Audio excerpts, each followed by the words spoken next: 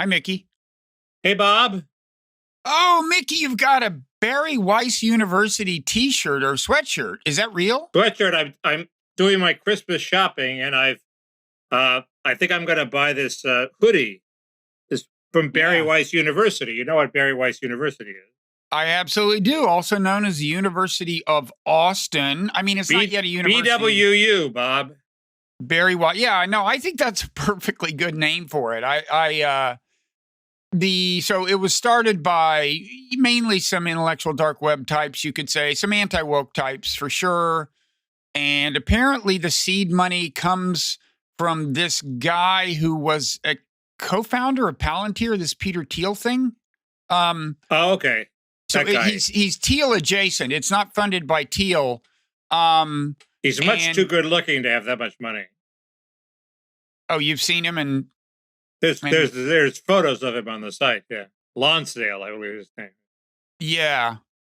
So, but I don't think they have so much money that they can't use some merch revenue. So we encourage everyone who wishes them well to buy. I don't think they get this merch revenue. I think I'm creating this logo, and they're going to have to buy it from me.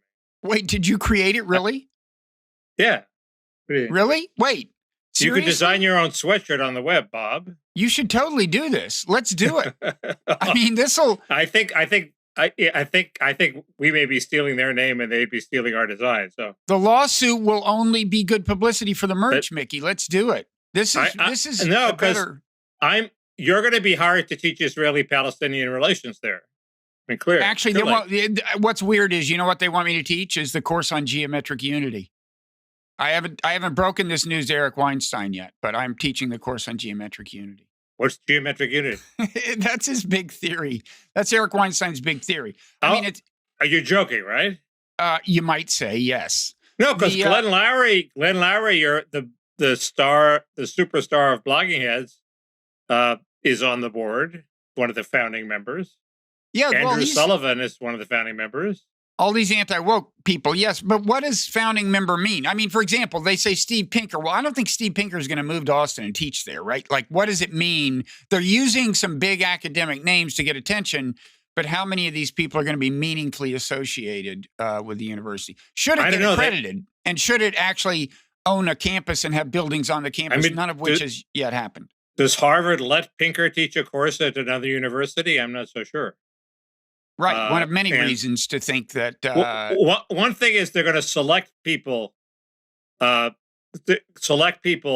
through one big exam to eliminate sort of bias and whatever.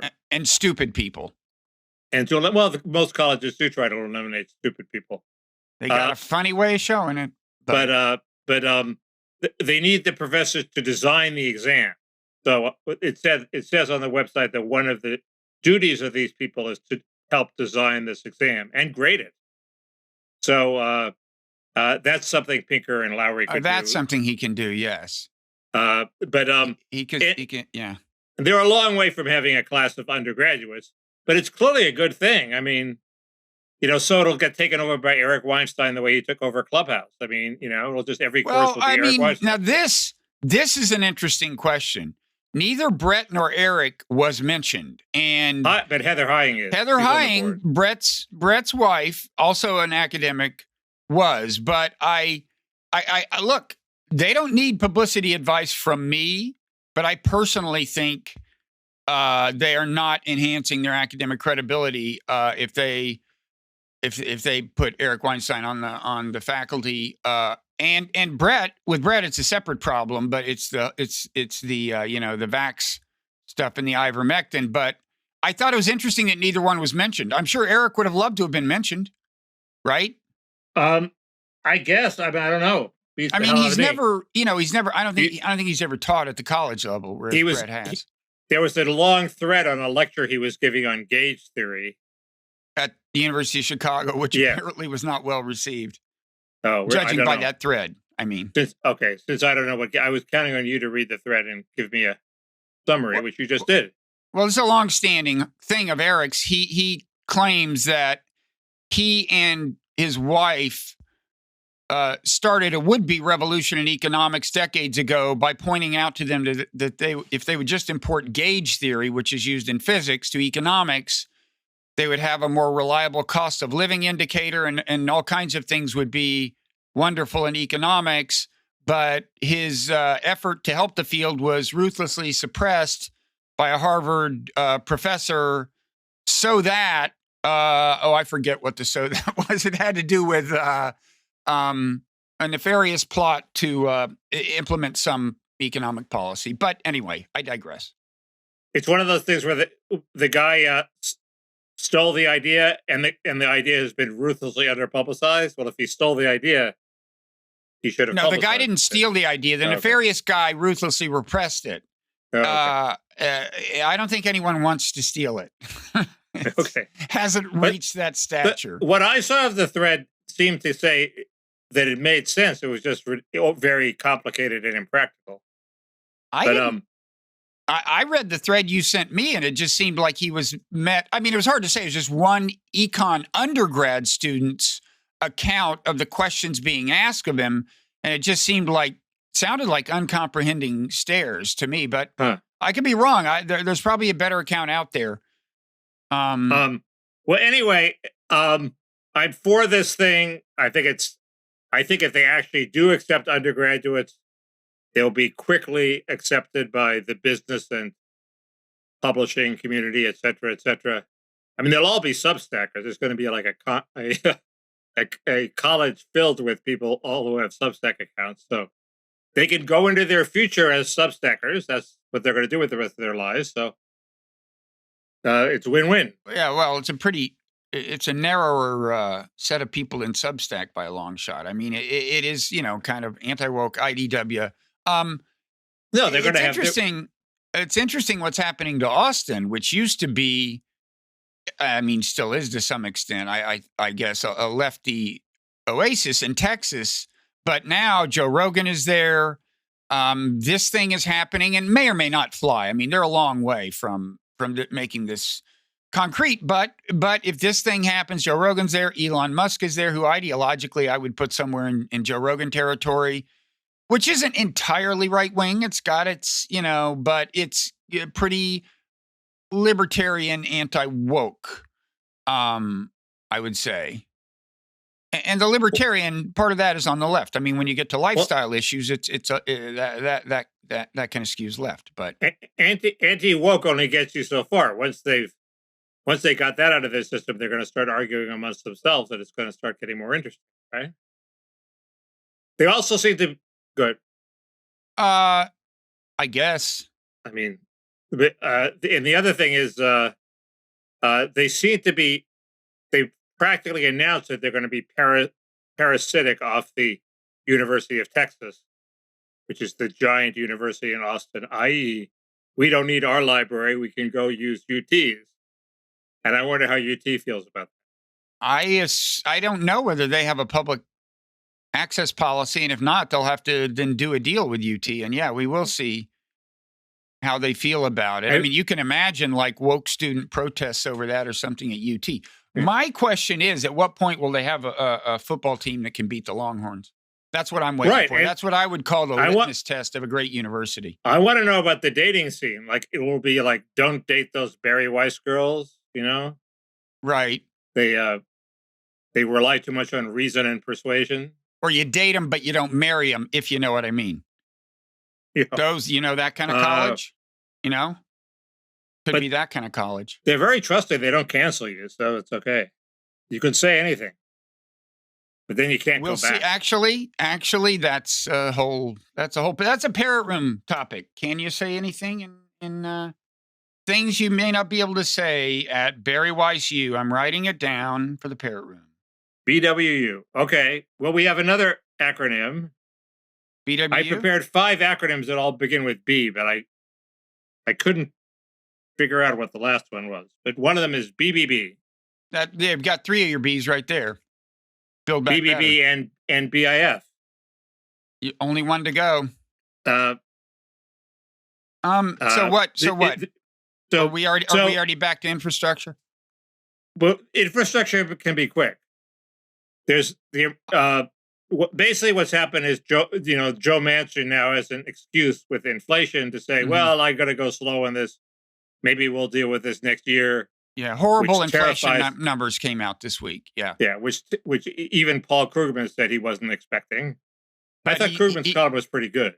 Well, it's interesting. He says that this is more analogous to the post-World War II inflation, which just lasted a year or two and then magically disappeared, and he still thinks that will happen. I have thoughts on that, by the way. But well, good. This is your time to talk about inflation. Don't you want to talk about the? We're in an inflation digression. Okay. I figured out this inflation thing, and the pop quiz version of it is, Mickey, tell me, what is Joe Biden's most important anti-inflation initiative? Raiding the offices of James O'Keefe. No? Bingo. No. Anti-inflation. Lowering the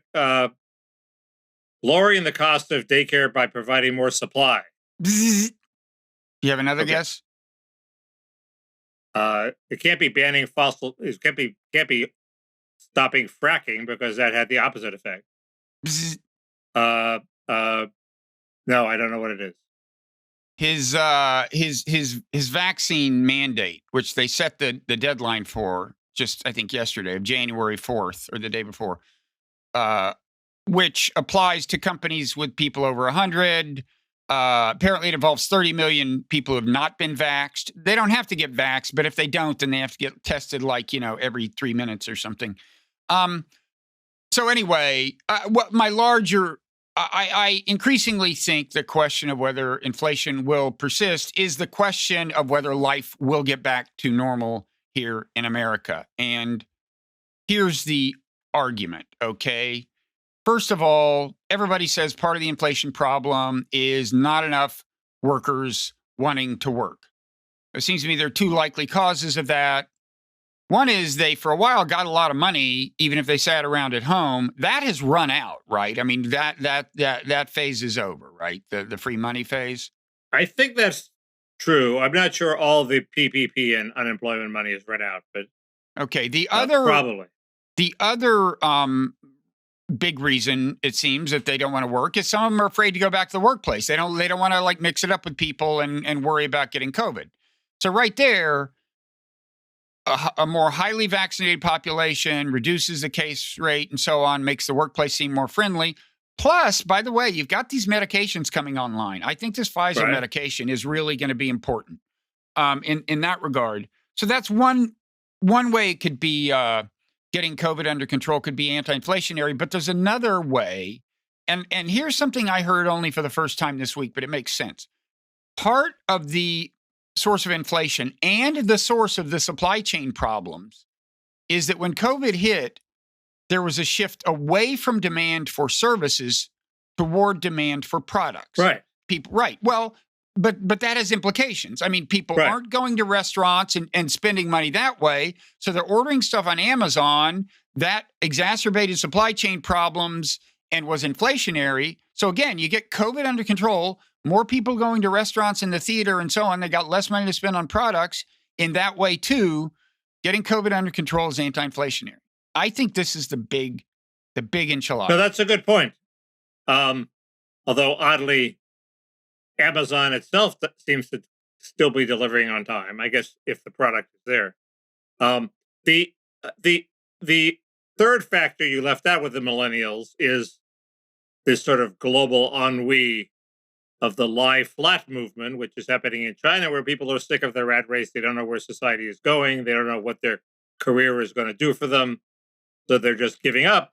And that seems to be also a similar disease that afflicts millennials who are sort of not wanting to go back in the workplace. And what's more, they're rational about it. I mean, they are reflecting alienation and various problems of modern society. I don't blame them for not wanting to go back, although I resent millennials in every other respect. So I don't see a solution to that, in the near future, unless our society somehow gets some overarching purpose that people are willing to pitch in for, like going to the moon or fighting disease or something like that. Yeah, but they can't. I mean, they got to make a living, right? I mean, unless Not if we're the not Build Back yet Better in bill the. passes. Yeah, the. I mean, how much impact would that make? I mean, Well, you have to have a kid to get the check in the Build Back Better right. bill, and the And check is these same millennials don't want to have kids because they say climate change is going to, destroy the world right. anyway. And the check is only $3,000 a year or $3,600 a year. So you have two kids. You 2 kids plus food stamps plus Medicaid. You're in the $17,000 to $20,000 range. If you're sufficiently ascetic and live in the right town, you can do that and have some friends. So I think the answer is not a huge impact. Is there anything else in that bill that would Oh, sure. There's subsidize sitting This around? is something that Ann Coulter pointed out. It probably wouldn't affect millennials, but apparently the Trade Adjustment Assistance Program has sort of been radically expanded in amount and also in terms of making sure that anybody qualifies. So it's going to be a little like disability was after welfare reform. We got 1 million new people on disability, no questions asked. We just want to give them cash. Trade adjustment assistance. We're not going to ask too many questions. If you say you're put out of work by foreign competition, you're going to get some sort of large sum of money. And, public employee, according to Coulter, public employees qualify for it. And it's hard to see how public employees are put out of business by Chinese competition. But anyway. Yeah, that seems like kind of a... So that's in the Build Back Better? The Democrats clearly want to give as much money to as many people as possible. Yeah, I don't really see the logic of that. I mean, it's like, it's not your fault if you lost your job not because of foreign competition. I mean, it's bad luck either way. It's like, why should we help the one group of people and not the other? Well, because we're compensating globalism's losers, Bob. That's what the whole stick is. Yeah, but I mean, they're indistinguishable from non-globalism's losers. I mean, they just had a bad luck anyway. Well, I understand how it works as a political message. But I understand how it works as a political message. During the campaign, people complain, you sold out our jobs to China, and you say, don't worry, we've got something for those people who lost their jobs to China. It just, as in moral terms, and it seems to me in kind of policy, actual logic terms, doesn't really make sense. But go ahead. Well, no, then they'll use that logic to say, you're right, we need a universal basic income that doesn't distinguish between these two people. Yeah, well, that wouldn't suffer from problem. Yeah, and then you've put everybody on the dole, and you have your millennials lying and inflation stays with us by my account, by everyone's account. No, really. Because the obvious plan is then they open the floodgates to immigration, so all the Americans go on the dole, and the immigrants take the jobs. Your fears are never. They're doing that right now. Yeah. Okay. So, anyway, you were going to talk about the political part of all this more. Yeah. What was this a digression from? This was a digression from Manchin. So yeah, everybody's wondering if Manchin is for real about delaying this until next year. My impression is Manchin can always be bought. He's an unreliable ally, but there is the possibility that if he delays it long enough moderates will get cold feet that it'll just sort of die of disinterest, or they get close to the election. There's this group of moderates who are sort of coming out as normals. We're not like these woke assholes. We're just normal Democrats, and they're pushing off against them in a way. Connor Lamb is the big one. So it does. It does seem like I missed that. What is Connor Lamb saying? He's basically saying, I'm a normal Democrat. I don't know if you use the exact word normal, but he's pushing back against the woke progressive faction of the Democrats. Okay, but as an affirmative identity, usually they just sort of are quiet and hope the progressives will lose the vote. Okay, but we need to distinguish, I think, between woke and this part of progressive, right? Okay, these economic policies, these kinds of economic policies that you don't like, are kind of represent longstanding sentiment within progressivism. Woke generally refers to this like identity politics stuff, right? And I think that's a useful distinction because, as I said last time, it got mixed up in the Green New Deal. Where they had both of those in there. It gets mixed up in that work is a oppressive capitalist patriarchal Well, value. fine, but basically, it I gets think, mixed up in welfare reform under Clinton was racist. That's a big woke point.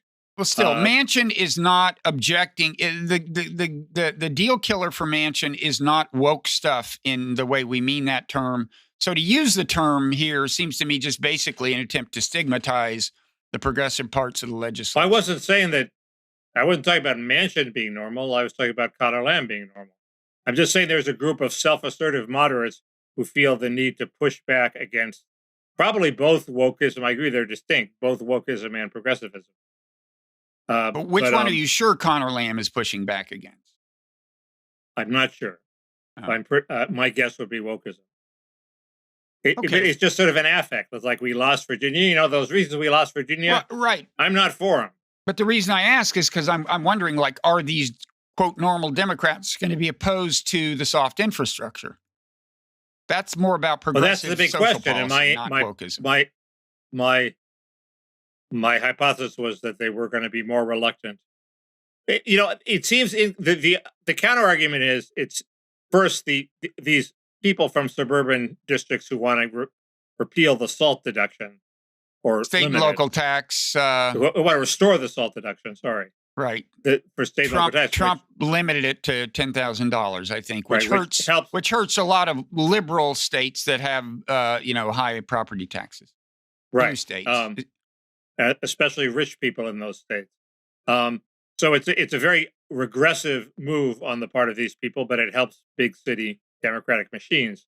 But they're not going to get that relief from what Trump did unless they pass a bill. So their temptation will be they want something, and it's also true that it seems inconceivable to me that Democrats would just admit failure and pass nothing. That just seems a horrible talking point to take into the election. Well, even though they have the infrastructure bill to boast of, are they going to say that we had this big BBB bill and hey, it failed? Well, if Manchin says it's not happening, right? I mean, it's not like the whole party will say that. It's just, will Joe Manchin say it? Right, but the assumption is that Manchin is angling for a negotiation in which something much smaller is passed, and I have a nominee for what that smaller thing should be. Having read over what's in the BBB bill and tried to figure out what's good and what's not and what's fatally flawed and what's already been canceled, there was one thing I couldn't knock down. What's your guess as to what it is? I actually don't have a guess. Elder care. Convenient. Very convenient. Just in time too. Yeah. No, I mean everybody agrees this is a problem. I've seen this problem in my own life. Basically, what there's tremendous sort of unrecognized cost-saving impetuses in the system that involve pushing you out of the hospital and pushing you home to die. Where there's a hospice worker that comes around twice a week, and it's just, and that's for rich people. I love the sound of your phone ring. That's so classic. It's great. It sounds like we're in like a film noir. Like it's like, don't answer the phone. That's the rule is don't answer the phone. They'll just want to sell you a warranty. Yeah. Probably a nursing home trying to recruit you, but go ahead. Yeah, there's a special early adoption bonus. And that's for rich people. Imagine how horrible it is for poor people. Now, I don't know about this. I'm sort of skeptical about the efficiency of having everybody, wait out their elder years at home. But this is an attempt to do something about it. It's an attempt to put a lot of money behind home health care. And it's sort of, it seems to me also it's an experiment that can probably be canceled if it flops. So why not give it a try? Actually, don't subsidies tend not to get canceled? But the virtue of this subsidy is the people who've gotten it are going to die. And then they're not there again to demand a continuation. But I think there are institutions that benefit from the subsidy. Well, the unions will want it, and the hospitals, or maybe right, the nursing homes. So this is in the bill. No, already? This takes the business away from nursing homes. It's home health care. Oh, They come to your home. that seems like bullshit. You talk about a subsidy for rich people. They think home health care is cheaper. I'm skeptical. Me too. It seems. I mean, we had a very good hospice worker. Under this bill, it wouldn't have to be a hospice worker; it could just be a healthcare worker. But she spent all her day in traffic going from home to home. Right. If she'd been in a group facility, she could have walked 10 feet and seen the next patient. So you are against helping poor families with child rearing, but in favor of helping rich families help their relatives die at home rather than in nursing I'm home. for doing something to subsidize child care. Most poor people seem to prefer informal care, so pushing them into formal care is in part an acknowledgement that maybe we don't want them to spend all their time at home. We think they'll grow up better if they're in group care. I'm not so sure about that, but we should be explicit about it. Second, I'm not sure we want to push them into credentialed high-cost healthcare, high-cost daycare. And third, the current bill is fatally flawed, as Matt Brunig pointed out. It raises the cost. It wants to raise the wage of a child care worker to $60,000. Now it's at $30,000. Mm-hmm. So childcare becomes much more expensive, but the subsidies don't catch up. They only catch up for the poor. They don't catch up for the middle class. For 3 years, the result of this bill will be middle class people having double their cost of childcare. It's just fatally flawed. $15,000 more dollars a year. So come up with a bill that's not fatally flawed, and I'll be for it. If your goal is to make me regret mentioning childcare, you had me at informal. Okay. Let me say something about informal inflation. Is bad. I thought I would have had you at Matt Brunig. You had me before you mentioned. You had me a lot. My point is, you mentioned informal early on in that. And what was wrong about that? No, I was saying, if your goal was to make me regret bringing up childcare because it enabled you to do your childcare monologue, you had me at the beginning of the monologue. That was my point. That was when I regretted it. When you mentioned the word informal, which was very near the beginning of the monologue. Informal isn't such a bullshit word. It's a meaningful I'm not saying it is. Listen, let's hash this out over drinks. So wait, I want to say one more thing that's annoying about this inflation. Again, the soft infrastructure bill is only highly inflationary if you don't pay for it with taxes. And it does, the Democrats say they're going to pay for it, and it's now being scored by CBO, I guess, the Congressional Budget Office, and we'll find out what CBO thinks. But my sense is that even if it does technically pay for itself, it's kind of backloaded, the payment part. And so you could argue that even if it passes CBO's muster, it's inflationary. What annoys me is, and it's paid for in these various gimmicky ways, like, oh, we're going to save money in income tax collection by, being tougher, some stuff. All you got to do is raise taxes. And I want to read, this is a little, an anti-Kirsten Sinema rant. This is from the Washington Post. Quote, to meet the demands of Senator Kirsten Sinema, the White House agreed to drop a proposed 3% tax on taxpayers earning over $5 million, instead agreeing to something else. Now, that would be a marginal rate, no doubt, right? That, so you would have like somebody making $10 million a year, paying $150,000 more in taxes, if I'm doing the math right. They can handle that. And what bothers me is that that's a fairly small number of Americans who are like a very small number. I think I saw the number 35,000 or something. It's probably lower than that. And if our political system is such that, if rich people have so much influence of our political system that you can't raise income taxes kind of modestly in the scheme of things on people making over $5 million a year, then we are just screwed. I mean, we can't do shit. A couple of points. Yeah. One, she was against raising the marginal rate, but she was for the billionaires tax, as I understand it, which would be Right, just right, because taxing that narrows billionaires. it to like 1,000 people. She thinks maybe we can get away with raising taxes on 1,000 people. How No, fucking courageous there's an that is. economic. She doesn't talk, so you don't know what she's thinking, right? but there is an economic rationale, which is marginal rates mean rich people won't want to invest because they'll have to make 25% to make a profit instead of 21%. So it'll hurt jobs. Whereas if you just go and grab their money, not on the margin, but just go and grab it, it doesn't affect the economy as much. But So you're there might grabbing be a rationale for it. You're grabbing their capital gains, and if you don't think they're going to find a way around that, I mean, for one thing, they're going to rush to cash in all their capital gains before you pass the damn thing, before it becomes law. So Was right the away, only billionaires tax the tax on capital gains? that's I'm the one not she sure. was talking about, on that the one? unrealized capital gains, right? There was a defense of it that I didn't read.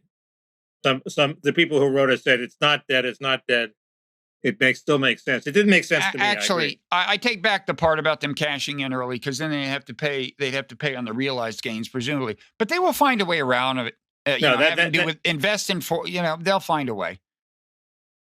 But anyway, I don't, and the other thing is, she wrote the infrastructure bill. She was trying to get something, anything. And if they have to rely on hiring 4,000, 40,000, 400,000, however many more IRS agents to get the money, they'll do that. The problem is the CBO is not going to score that for the amount of money that they expect, and that'll give the moderates an excuse to bail on it in the House. Right. So yeah, and the fourth problem is I'm all for raising taxes if we're getting something for it, but I'm not willing to raise taxes on this pile of crap when we're going to need to raise taxes to finance Medicare and a bunch of healthcare expansions and elder care. The reason to oppose this bill is not because it's inflationary, it's because of the crap that's in it. That's what Manchin is evading, and at least at the moment. And so you don't want it because it's going to, it's going to erode the work ethic, create an underclass. It's going to have a horrible, complicated paid leave program that nobody understands. It's going to raise the cost of childcare. It's totally inflationary. So oppose it on substantive grounds. Don't oppose it just because it's expensive. As Paul Krugman and everybody's pointing out, it's not that expensive because it's a 10-year program. The initial stimulus bill was much more expensive because it was all a short burst of spending that may or may not have caused inflation. I guess that's what may happen. What may happen is the CBO score comes in at like 25% below the actual cost of paying for the stuff, and so Manchin says, "Okay, cut this, and this," and that's what they settle on. Right, but no, I think that's right.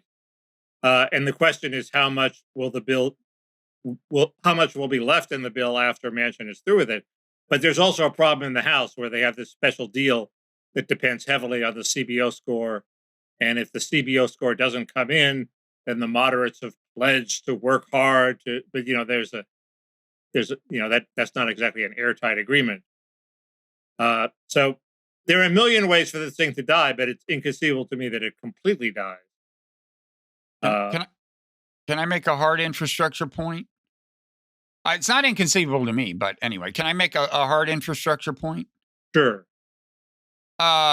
It turns out, there's a lot of money in the bill is definitely passed and is becoming law. A lot of money for upgrading train service. It's very kind of underspecified in terms of there's a lot of discretion for the Secretary of Transportation in terms of how to spend it.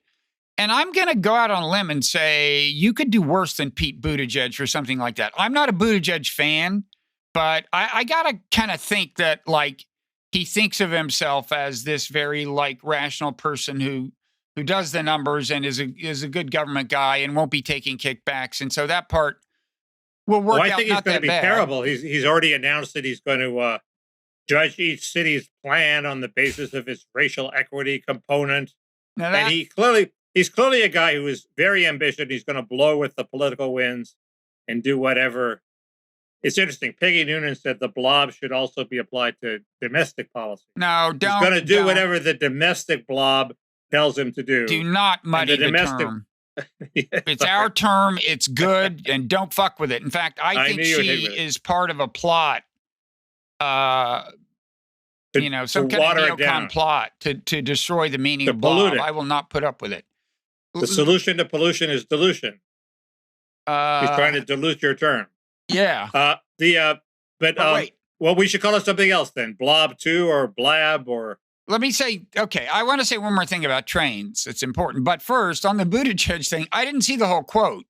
But apparently, it's already clear you know more than I did. But apparently he said something like, yes, if your underpasses in certain neighborhoods are so low that trucks can't pass under them, that's racist or something. Well, but then I saw somebody on Twitter saying Robert Moses, the power broker. Oh, you're missing a whole debate on Twitter.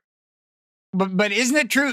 According to this Twitter person, Robert Moses actually did think this way. Like he did this very kind of thing. Right. Well, there was a big debate on Twitter. On non-white low-income neighborhoods. I can add value here, although I can't resolve it.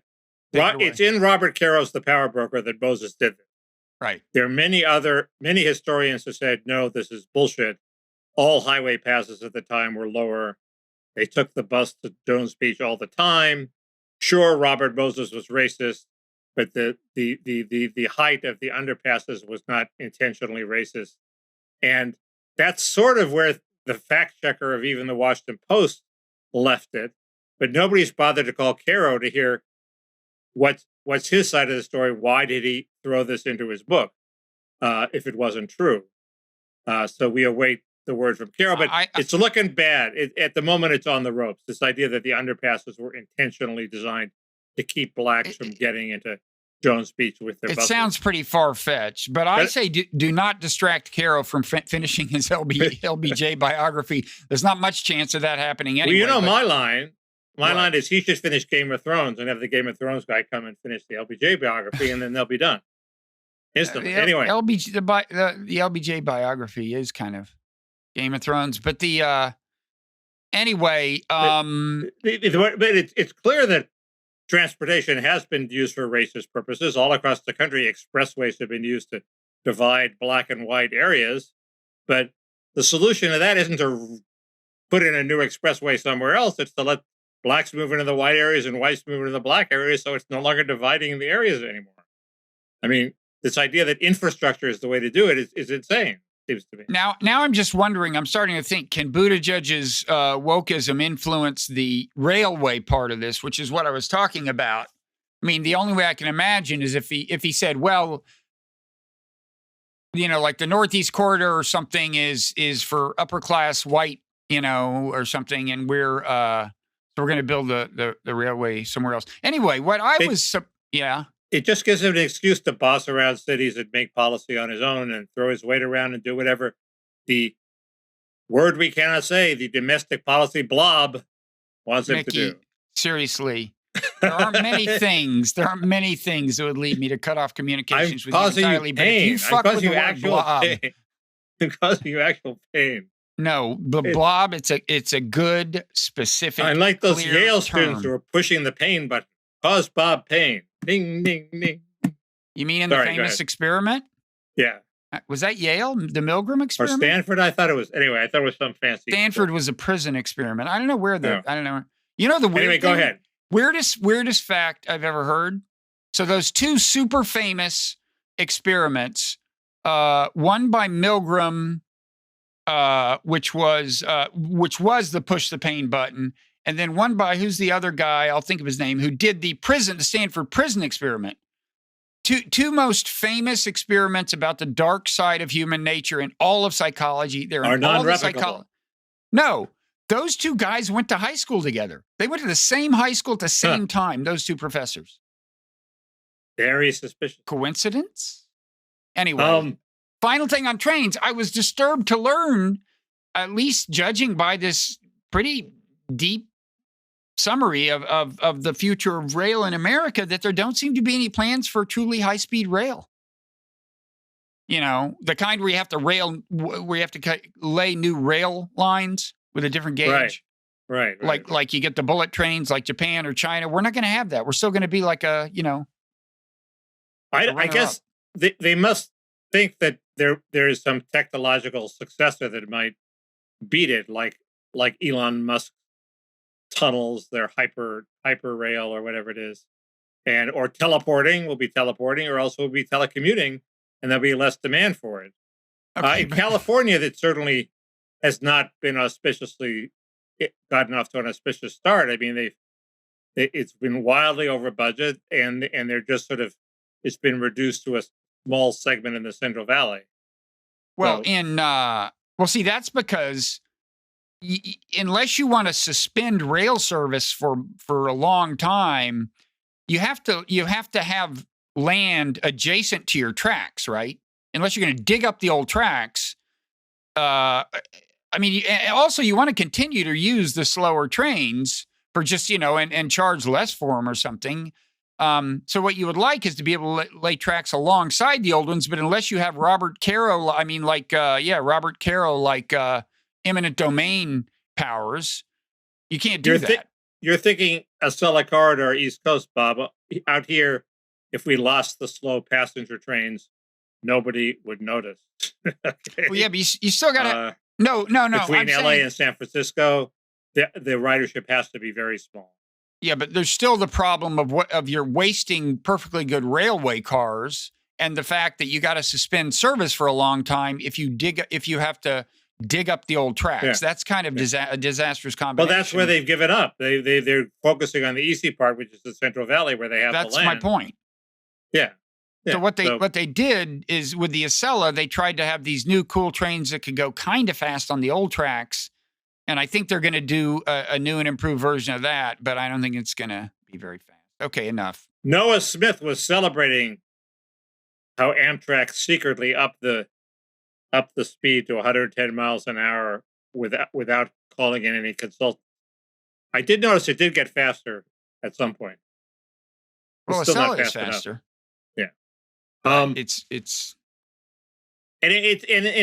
just the mode of transportation for the elite. I mean, nobody thinks the average Bob and Mickey are going to jump on, this high-speed train routinely. Au contraire, it's no more expensive than a plane. I mean, if you're going from New York to DC, the regular speed train is cheaper and not much slower because you don't have to do the whole airport security hassle and get there early. And right, that won't be true in California, but yes, California has cheap intercity planes, and the train was going to be quite expensive. Final point for rail on behalf of railway is it's good to have that redundancy in case something horrible does happen to your air travel. 3 planes get blown up or something, the country can still function. Also, anyway. China's doing it, so we have to do it. We have to do everything China does. So good point. It's because Matt Iglesias pointed out, and I think it's true, that one of the big questions that we have to resolve is, what the hell do Republicans think now? I mean, Trump has liberated the Republican Party from the old orthodoxy. They don't have to be for war. They don't have to be neocon globalists. They don't have to be trade globalists. They don't have to be pro-immigration. They don't have to just talk about taxes obsessively. They can be pro-Social Security, okay? They can basically be anything they want. So what are they going to be? Is Kevin McCarthy going to be the head of ideology for Republican Party? I don't think so. He's sort of, A, he's not that smart, and B, he's a man of the middle. So who is going to give once Republicans get power, what the hell are they going to do? That's sort of the issue of the hour. Well, broadly, the answer seems to me that, if they're smart, they'll do just politically smart. This isn't the platform I embrace, but they'll do the anti-immigration stuff and some of the protectionism stuff. But unlike Trump, they'll combine that with some actual left-wing domestic policies and, the way Steve Bannon supposedly wanted them to do, right? Yeah. Well, music to my ears.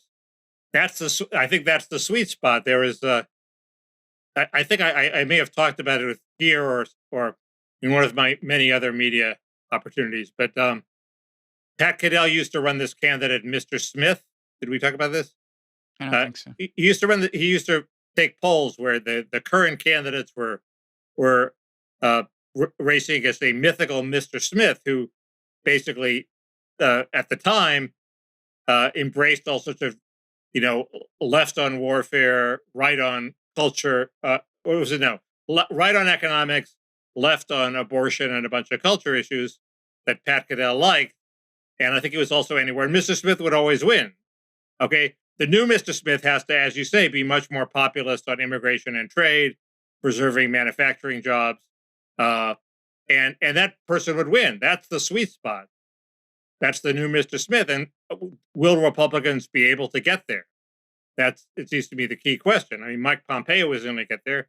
You said isn't going to get there? Is not, because he's too neocon on foreign policy. Nikki Haley is going to get there for the same reason. Josh Hawley, he gave a speech to the National Conservatism Conference that's being widely derided about how men are becoming obsolete and they're sitting and reading porn and this is a disaster. Mm-hmm. He might get there. If he wasn't Josh Hawley, he'd have a good shot at getting there. And I think DeSantis could get there, as far as I could see. He doesn't have to have a foreign policy because he's a governor. So when you say there, you mean some of these left-wing domestic policies, some of these liberal domestic policies that help the working class, along with a restrained foreign policy? Yes. Where the sweet spot is what you just said. It's also the same thing as, I think, Trumpism without Trump. I wish I could say the restrained foreign policy is really a critical part of the equation. I'm not sure that I think it actually. Are you upset about the reaction to Afghanistan, which seems to have damaged Biden way beyond what we expected?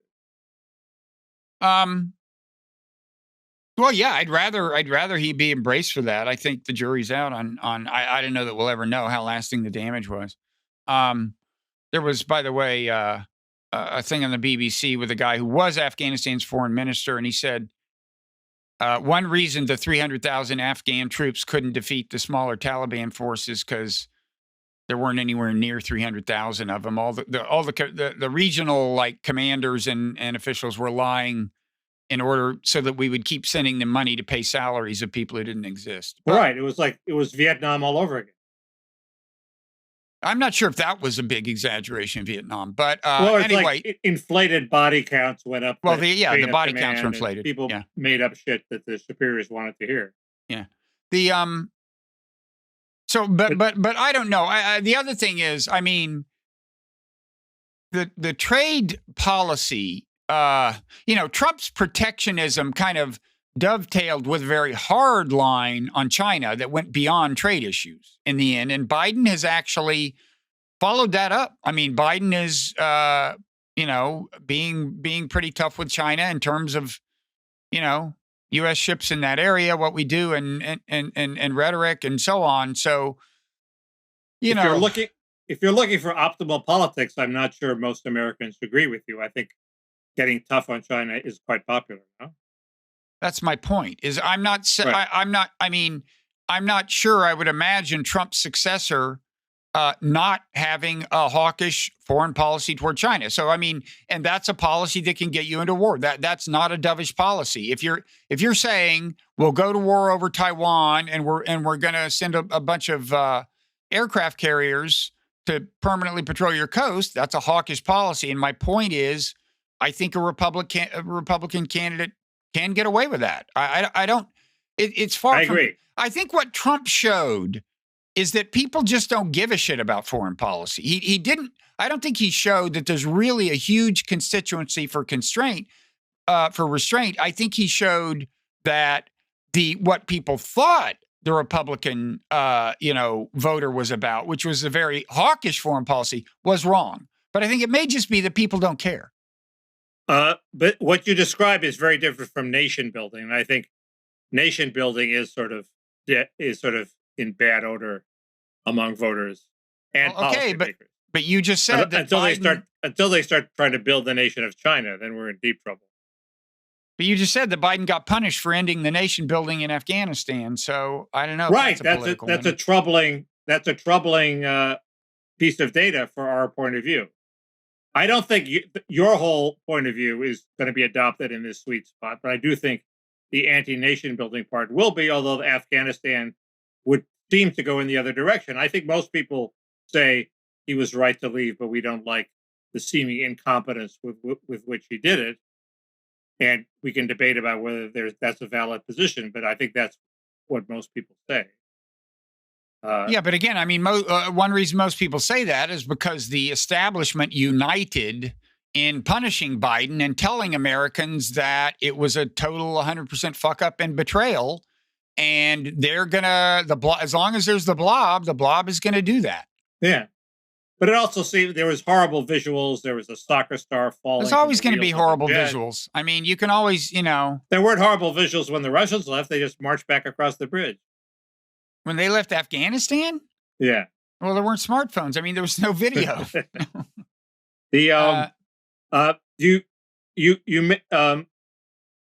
This ties in with something our friend, former New Republic intern Jonathan Chait wrote in his book, which was excerpted this week in the Atlantic. I was not at the magazine when he was there. So really? But go ahead. He was part of the famous hoax where the interns got together and pretended they were C-SPAN taping a New Republic editorial meeting, and they were just faking it. Yeah.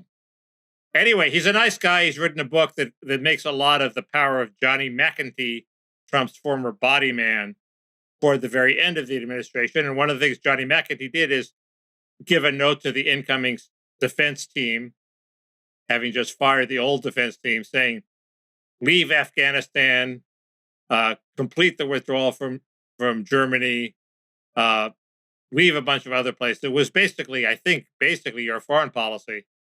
Wait, from Germany? Yeah, you want to complete the withdrawal from Germany. That's not a hobby horse of mine. So basically, Carl is punishing this guy for trying to get something done. I mean, he's only 29. Yes, he probably hired people who were a little jejune, who went around to the agencies and punished people for liking Taylor Swift posts that were pro-Biden. On the other hand, if you want to run an efficient government, as Charlie Peters said, you have to have people who are loyal, enough people in the government who are loyal to your policies. The old patronage system was what used to enforce that. And Johnny McEntee was basically trying to, in the space of like 6 weeks, recreate the old patronage system. And he should get some points for that, even if we don't like the manner in which he did it. But the manner in which he did it wasn't that bad either. So he hired pretty girls that he could hit on. You're in favor of that? I just think it's not a big issue compared with ensuring loyalty. Okay. So that's one of the complaints against him. I mean, So we're up against our 5-minute warning, Mickey. Really? Yeah. We've been taping for 54 minutes. So it's actually our 6-minute warning. Well, I think I've touched on all my big things. There's only one big story we've left out. Which is what? The jury is still out. Rittenhouse. Oh. Yeah, where is that? Where is that at this point? Closing arguments are on Monday. I guess the case has been gone so heavily in Rittenhouse's favor. Now I'm probably cocooned. I don't hear the liberal press, but the liberal media seems to be way on the defensive. They're complaining about the judge, et cetera, et cetera. That maybe there'll be a move for some sort of directed verdict that comes before. I don't think that ever succeeds. But it seems to me the interesting possibility and the scary one is that the jury will convict. They'll override all the evidence and just say, "I'm sorry, we have to convict this guy because of the mood of the country." I mean, they got their orders from Hakeem Jeffries, the member of the Democratic leadership who tweeted, "Lock him up and throw away the key." You think they're taking orders from him? Why would the jury be taking orders from him? Well, they would just be taking orders from the zeitgeist. They would have to go. They would be unable to defend themselves if they had to go back to work and said, "We left this guy off." But the judge, the judge seems to be sending exactly the opposite signals. Right. Well, they would be rebelling against the judge. Well, judges are very influential. If you've ever been on a jury, unless you take a dislike to them. This guy had Lee Greenwood on his ringtone, man. Apparently, what was that? The song was "I'm Proud to Be an American" or something. I think so. Otherwise, nobody would have recognized that it was Lee Greenwood. Yeah, I think so. That may be a clue. I mean, on the other hand, in the judge's defense, they say he has a history of being a pro-defense judge. But I don't know if that's true. Well, it's not necessarily a terrible thing. I didn't see the video of Rittenhouse breaking down crying. Did you see that? I saw a bit of it, as much as I could take. Was it effective, or was it affected? It was somewhere in between, I thought. I don't think that will do it for him.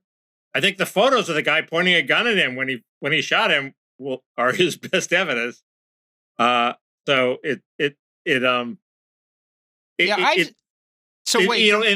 can still convict him of the gun charge, even if they don't convict him of the. Were there two separate places where he shot somebody? He shot somebody one place and then ran and shot somebody another place?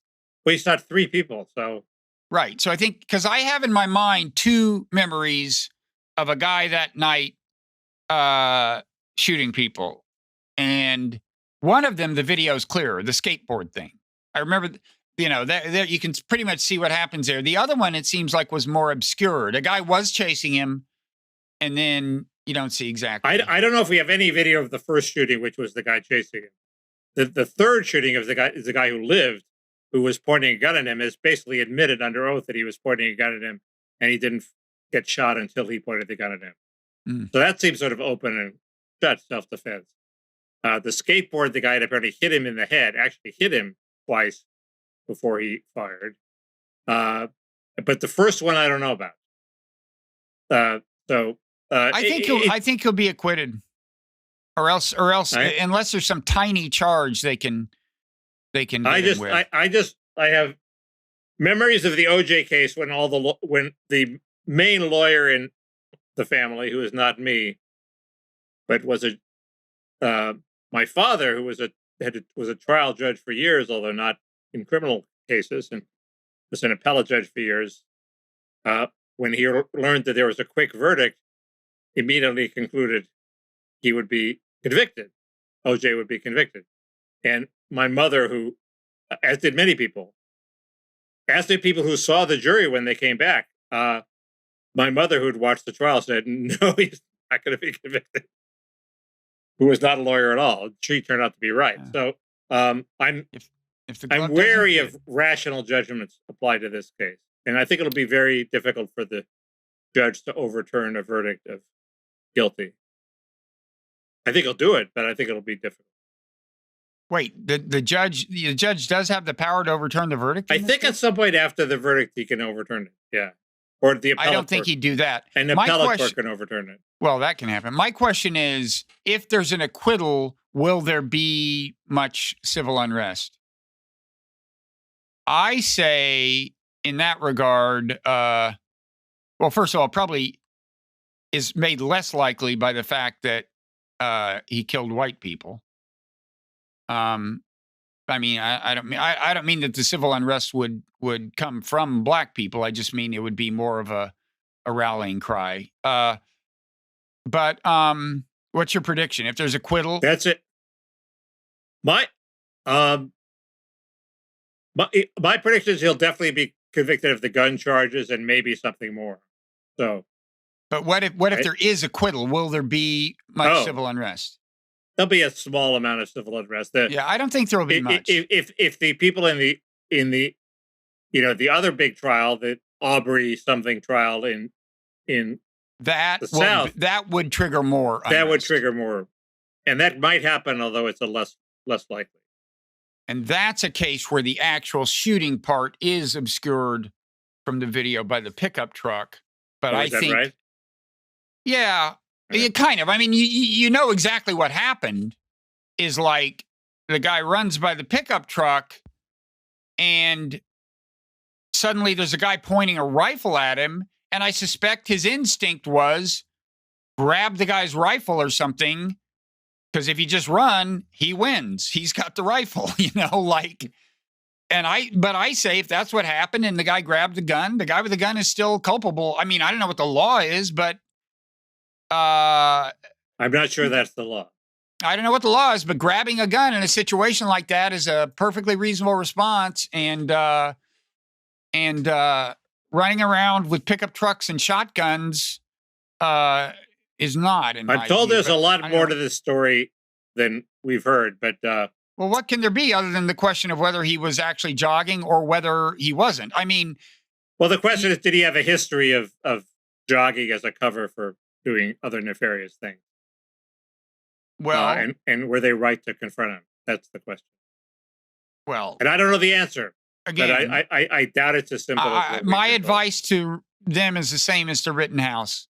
Dial 911 and then go watch a football game or something, okay? There are professionals who are in charge of these kinds of things. By the way, is it true that, was Rittenhouse 17 years old when this happened? And and is it true that his mother drove him there with an assault rifle and dropped him off and said, "Have a nice evening"? I don't know. I hadn't heard that. Unless, I only know what I read in Twitter. It could be wrong, but I mean, I would really raise some questions about the wisdom of the parental. Of course, the police should have been in charge that night also. And the more the police withdraw, the more people like Rittenhouse and these vigilantes come to the fore. They didn't just not withdraw. You can't defund the police and have them withdraw and then complain that vigilantes come to the fore. They didn't just not withdraw. They signaled to the guys with the guns, "We're glad you're here." Yeah. Okay. And so calling 911 wasn't going to do Rittenhouse any good. Well, staying the fuck home would have. He didn't even live in that town. I know, but suppose that doesn't completely solve the problem. Suppose you're somebody else who owned a store in that neighborhood. You go out with a gun. The same thing that happened to Rittenhouse would happen to you. No, if you weren't 17 and lived in the town and were protecting your store, that would be a very. He claimed he was protecting his uncle's used car lots. He did have that excuse. Is it plausible? I haven't the faintest idea. I assume if it was completely implausible, we would have heard about it. But anyway, I predict acquittal and not major unrest, but a little. So, what are we going to talk about in the Parrot Room? Will there be any unrest if he's convicted? The answer is no. So there's an asymmetrical unrest. Well, there could be a little. No, there could be a little. There could be a little. There's going to be a flurry of takes. The country will be destroyed by a tsunami of takes. No. I mean, how will this? Your Proud Boys types. Oh. Okay. I don't think so.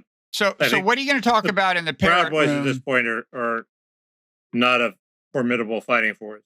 So what are you going to talk about in the Parrot Room? And I would remind you, you are responsible for keeping the list. If you do not talk about these things in the Parrot Room at patreon.com/Parrot Room, you have only yourself to blame. I am not your list keeper. Have I made myself clear? I thought before you made a big fuss about keeping the list. So I know. You were the list keeper. I realize that I'm no longer up to that. You have only yourself to blame for people thinking that you were the list keeper.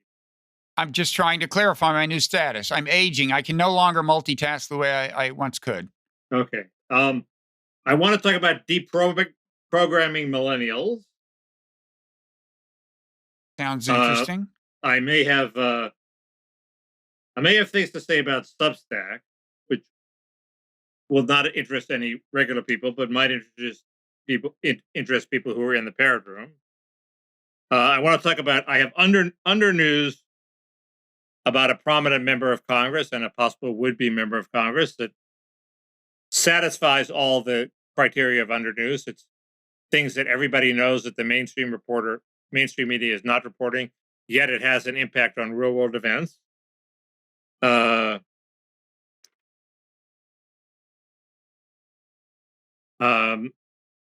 thought we could I could talk about why I have a beef with Jonathan Chait. Because you had suggested him as a possible guest, and He's still a very good possible guest, but I do have a beef with him. Many, I would think many, but go ahead. We can maybe talk about Fiona Hill. Yeah. Now, do you know she figures into this whole? I was hoping you had a good line on her. She figures much more prominently in the dossier investigation than right in the Durham thing. Yeah, I want to talk about that. Okay. That may be it for me. Okay, so I'm going to talk. We can talk about Meghan Markle and how much of a menace she is to American society. Sounds wonderful. I'm up for that. I want to talk a little about Brian Williams, who apparently is retiring, at least for the time being. I want to chastise the Washington, is it the Washington Post? I think so, for its inaccurate coverage of the controversy involving him some years ago. I mean, it inaccurately recounted it upon his announcement that he was leaving MSNBC this last week. Okay, that's interesting. I am looking for a reason to defend Brian Williams. Yeah, well, I'm going to provide you with one of sorts. He's going to land on his feet. He's going to be head of this. He's obviously going to jump to CNN's streaming service. Look, if worse comes to worse, there's a seat in the Parrot Room for him. That would be pretty worse. That's the big buck. That is the big buck. I'm going to explain. I'm going to unveil the evidence that you now have child tax credit derangement syndrome, CTCDS. You may know which tweet I'm referring to, but I think it's. Is it the one making a brilliant analogy between? It is time you received counseling. Yes, let's between Democrats. No, bonus content, Mickey. I think that was my best tweet of the week. I deserve a medal for that tweet. We'll see, but it's bonus content, one way or the other. You just don't like analogies. You don't like deep, meaningful analogies. If I have time, speaking of analogies or metaphors or something, if I have time, I'll dig up this Tony Blinken utterance about Havana syndrome and play it for people and use it as, well, not just a metaphor for his hawkishness on foreign policy, but actually draw a real connection to how crazy he's sounding about this and how crazy he sounds about some real life things. I thought he's trying to walk a middle line. Got a funny way of showing it. Only this week he virtually said, we will intervene militarily in Ukraine if Russia tries anything. Did he say intervene or did he say something wussier than that? He said our commitment is ironclad, or to Ukraine security is ironclad. He was definitely pointing in that direction. Well, Ukraine stand security. By and watch them lose. No.